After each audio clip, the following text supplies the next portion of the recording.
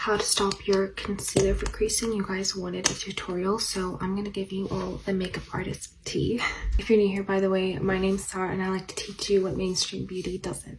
So concealer creases no matter what. You have a crease in your face and you put something on it, that thing is gonna crease. But there's some things you can do to prevent it. So first thing I like to do is use a gel or water-based moisturizer. I don't know why, and I learned this tip from Robert Welsh. It doesn't allow it to crease as much. Maybe it's because it has less chance to crease and separate because oils kind of do that to makeup. You want to let it sit for a couple seconds and make sure that it's not like still on the surface of your skin, but it should absorb pretty quickly.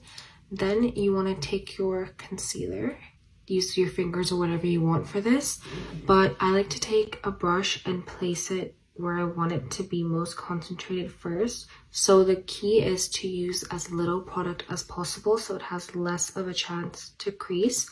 And I'm not putting it next to my crease at all just yet. And when I talk about my crease, I'm talking about this line right here when I look down. So I'm placing it literally exactly where I need the most coverage and the least amount of concealer is being used.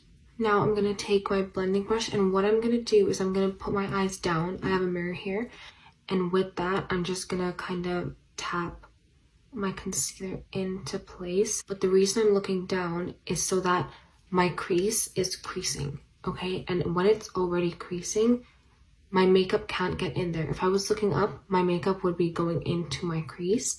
And I'm actually trying not to put as much concealer in my crease as possible.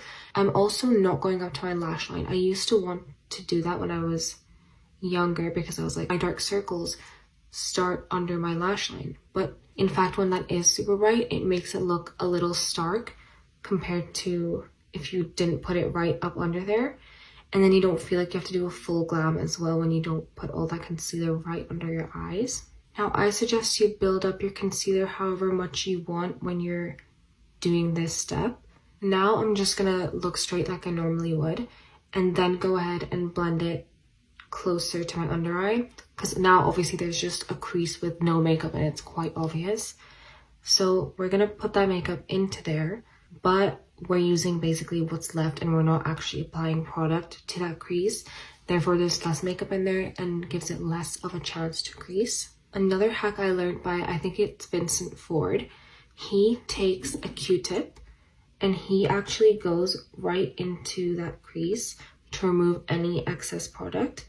I don't think I have much excess product, but if you do and you got into your crease, I would just take it off with a Q-tip, and that's going to ensure you have even less product there with even less of a chance to crease. Finally, we're going to take some powder, really tiny amount of powder here, and buff it completely into your hand. And I think it's best to use a puff. I just would avoid wet beauty blenders or any beauty blenders in this whole process.